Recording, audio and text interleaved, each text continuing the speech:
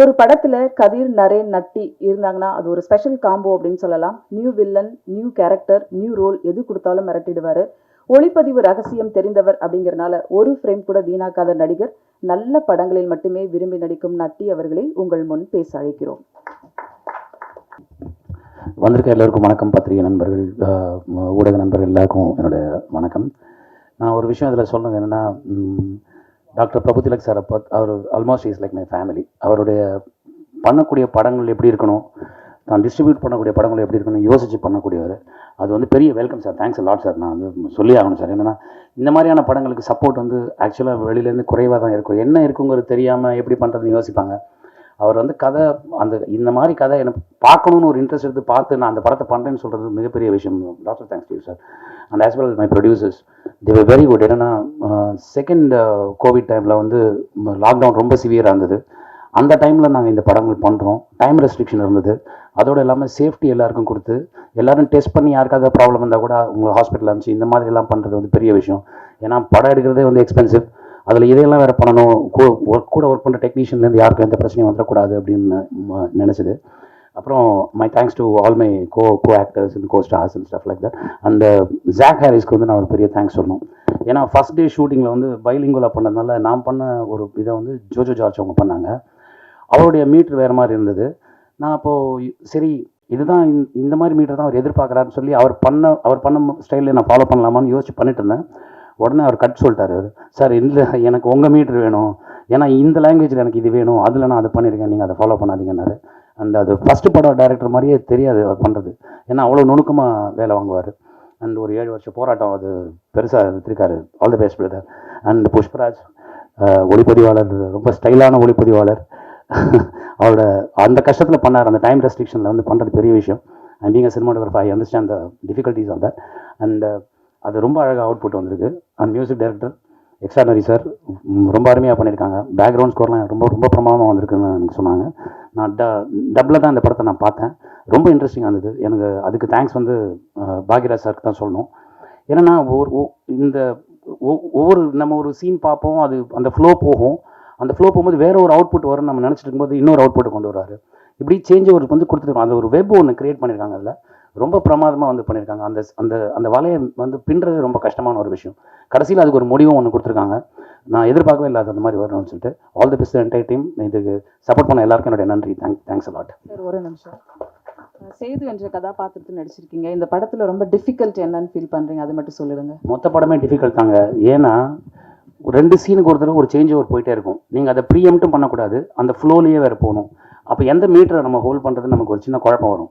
அது ஒவ்வொரு வாட்டியும் பண்ணும்போது அதுலேருந்து ஒரு சேஞ்ச் ஒரு நம்மளாக பிடிச்சி பண்ணுவோம். அதுக்கு அங்கே சரியில்லைன்னா டைரக்டர் வந்து அப்படி நம்மளை இப்படி மானிட்டரில் பார்ப்பார். அந்த பார்வையை சரி தப்பு பண்ணுறோன்னு நமக்கு தோணும். அதை கரெக்டாக பண்ணும்போது அவர் வந்து நெக்ஸ்ட் போயிடலாம் அப்படின்னு உடனே சொல்லுவார். அதுக்கப்புறம் டக்குன்னு அப்போ சொல்லவே மாட்டார். அப்புறமா 2 சீன் முடிச்சுட்டு வந்து சொல்லுவார், அது ரொம்ப நல்லா இருந்தது நீங்கள் பண்ணது. ஸோ இந்த மாதிரியான விஷயங்கள். ரெண்டாவது இந்த படத்தில் ஒர்க் பண்ணும்போது இருந்த டஃப் வந்து அன்றைக்கி இருந்த சுச்சுவேஷன் தான், கோவிட்ங்கிற ஒரு problem. Otherwise like it's a great film. நீங்கள் படம் பார்க்கும்போது உங்களுக்கு புரியும். ஏன்னா இது வந்து வாடகை தாய் மட்டும் கிடையாது, இதில் பல விஷயங்கள் இருக்குது. அதாவது உறவுகள், அதில் ஏற்படுற பிரச்சனைகள், அதை ஒவ்வொருத்தருடைய பாயிண்ட் ஆஃப் வியூவில் பார்க்கும்போது, அது சம்மந்தப்பட்டவங்க ஒவ்வொருத்தர் பாயிண்ட் ஆஃப் வியூவில் பார்க்கும்போது எல்லாருக்கும் ஒரு பெர்செப்ஷன் இருக்கும். அதை யூகிச்சு பார்க்குறது தான் இந்த படம். That's why it's called Yugi. Thanks a lot. Hero, collector, inspector, SI, doctor, இப்படி எந்த ரோல் கொடுத்தாலும் பொருத்தமான நடிகர், பொருந்தி போகும் நடிகர், தி ஸ்டார் ஆக்டர் நரேன் அவர்களை உங்கள் முன் பேச அழைக்கிறோம். தேங்க்யூ கதிர்.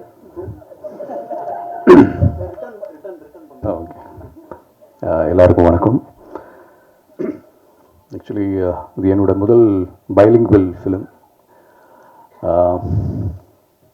மலையாளத்தில் இதுக்கு பேர் வந்து அதிருஷ்யம், தமிழில் யூகி.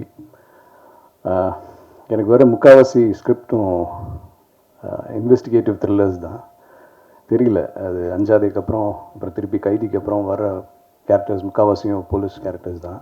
ஸோ அதெல்லாம் நிறைய ரிஜெக்ட் பண்ணி இந்த கதை கேட்கும்போதும் Bhagyaraj writer and Bhagyaraj and Jack Harris narrate பண்ணும்போது மனசுக்குள்ளே எப்படின்னா, இது நான் பண்ண மாட்டேன், இது இல்லை சார், இது ப்ரைவேட் டிடெக்டிவ், எது இருந்தாலும் இன்வெஸ்டிகேஷன் தானே, பண்ண மாட்டேன்னு நினச்சி கன்ஃபார்ம்டாக பண்ண மாட்டேன்னு நினச்சி உட்காந்து கேட்ட சப்ஜெக்ட் தான் அது. சாரி, அதான் அவங்ககிட்ட சொல்லலை.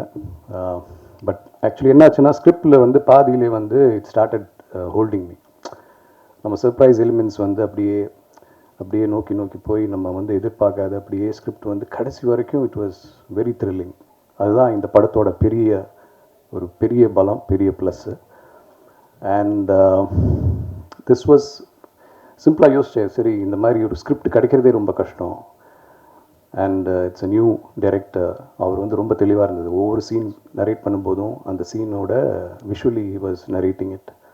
And new bunch of producers, Raj, Siju Wilson, Luv Kushan. Actually இதில் வந்து சிஜு சார் மட்டும்தான் ஹி இஸ் டன். மலையாளத்தில் வந்து 4-5 படம் ஹிட் படங்கள் கொடுத்துருக்காரு.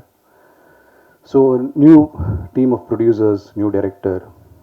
கொஞ்சம் பயந்தான் நம்ம கமிட் பண்ணோம். ஏன்னா முதல் படம் டைரக்டருக்கு, அதுவும் வந்து பைலிங்குவல், அதுவும் கோவிட் டைமில்.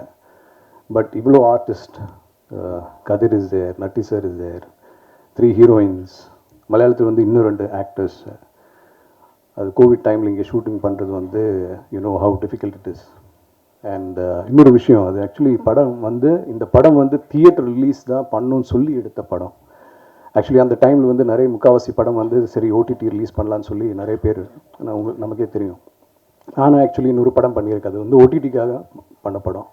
ஆனால் இந்த படம் வந்து ஷூட்டிங்லாம் முடித்து எனக்கு தெரிஞ்சு அடிக்கடி நம்ம ப்ரொடியூசர் ராஜ் ஃபோன் பண்ணி, இல்லை சார் ஓடிடியில் இந்த பெரிய ஒரு ஆஃபர் இருக்குது சார், நம்ம என்ன பண்ணலாம் வேணா. அவரே வந்து இல்லை சார் நம்ம வந்து இது தியேட்டருக்காக பண்ண படம் இல்லை. ஸோ ஆக்சுவலி வந்து இவங்களுக்கு சேஃபாக அப்படி நினச்சிருந்தா இவங்க வந்து எப்போவே சேஃபாக இருந்திருக்கலாம். ஏன்னா பைலிங்குவல்னால they had a good offer. But இல்லை, இது வந்து தியேட்டரில் தான் ரிலீஸ் பண்ணணும்னு சொல்லி வெயிட் பண்ணி ரெண்டு ஸ்டேட்லேயும் வந்து ஒரு டேட்டுக்காக வெயிட் பண்ணி இவ்வளோ நாள் அவங்க பொறுமையாக உட்காந்துருக்காங்க. ஸோ அதுக்காக at least this film has to win. This film has to win. ஏன்னா இப்போ ஓடிடி எல்லாம் வந்ததுக்கப்புறம் மக்களை வந்து தியேட்டருக்குள்ளே கொண்டு வரதே வந்து பெரிய கஷ்டம். அதுக்கான மெயின் விஷயம் வந்து சப்ஜெக்ட் வைஸ் இது வந்து okay, this guaranteed. Director wise எனக்கு தெரிஞ்சு ஜாக் இவங்கெல்லாம் சொன்ன மாதிரி is a task you know maker. நிச்சயமாக இந்த படம் மூலமாக ஒரு ரைட்டர், ஒரு director and producers, Tamil industry and of course the technicians in this, being the editor, being the music director, இதெல்லாம் வந்து தமிழ் சினிமாவுக்கு இட் இஸ் டெஃபினெட்லி ஒரு அசெட் தான், நோ டவுட் அபவுட் இட். ரொம்ப I made friends, co-artists. I was so happy to work with Kadir and Nati sir. Kadir, okay for brother? And இன்னொரு விஷயம், actually thank you Prabhu Tilak sir, because that is இதுதான் எங்களோட பெரிய plus two release it. ஏன்னா சித்திரம் பேசுடி பண்ணும்போது எனக்கு தெரியும், நானும் மிஷ்கினும் வந்து நான் எல்லாம் ஃபஸ்ட் ரிலீஸுக்கு வந்து படத்தை பார்த்து தியேட்டரில் வந்து கரெக்டாக தியேட்டர்ஸ் கிடைக்காம நான் உட்காந்து அழுதுட்டு இருந்தேன் actually. So I know how difficult it is to you know ஒரு நல்ல ப்ராடக்ட் வந்து தியேட்டருக்கு கொண்டு போய் சேர்த்து அது வந்து ஒரு பெரிய ஹிட் ஆகிறது வந்து எவ்வளோ கஷ்டன்றது எனக்கு தெரியும். So thank you very much sir, we deserve this and thank you very much. So this is a theatre film, எல்லாருமே தியேட்டரில் போய் பார்க்கணும் படம். தேங்க்யூ. நரேன் சார், அந்த டிடெக்டிவாக ஒர்க் பண்ணியிருக்கீங்களா, அதோட எக்ஸ்பீரியன்ஸ் எப்படி இருந்து கொஞ்சம் எங்களுக்கு சொல்லுங்கள். நம்ம ஜாக் வந்து ஆக்சுவலி அவர் வந்து சொன்னார், நிறைய வாட்டி சொன்னார், சார் நான் உங்கள் பெரிய ஃபேன். ஆக்சுவலி அது பொய்யா உண்மையாக தெரியல. ஆனால் அவர் வந்து ரொம்ப ரெசிச்சு டைரக்ட் பண்ணக்கூடிய ஒரு டைரக்டரு.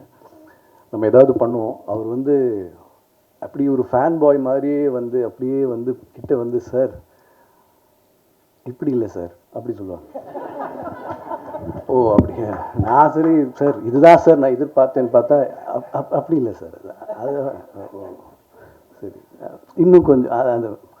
ஸோ இது ஆக்சுவலி கொஞ்சம் ரொம்ப டென்ஸான சீக்வன்ஸ் தான். எனக்கு ஒரு மிஸ்ட்ரி இருக்கும், என் கேரக்டர்லேயும் இருக்கும், இந்த படத்துலையும் ஃபுல்லாக ஒரு மிஸ்ட்ரி இருக்கும். அதை வந்து நம்ம கொண்டு வர ட்ரை பண்ணியிருக்கோம், அது கொண்டு வந்திருக்கு ஆக்சுவலி. அதுக்கு தேங்க்ஸ் டு ஜாக். அதான் சொன்னேன், ஒரு actors director Zac. So I enjoy doing Nandha. Yeah, thank you.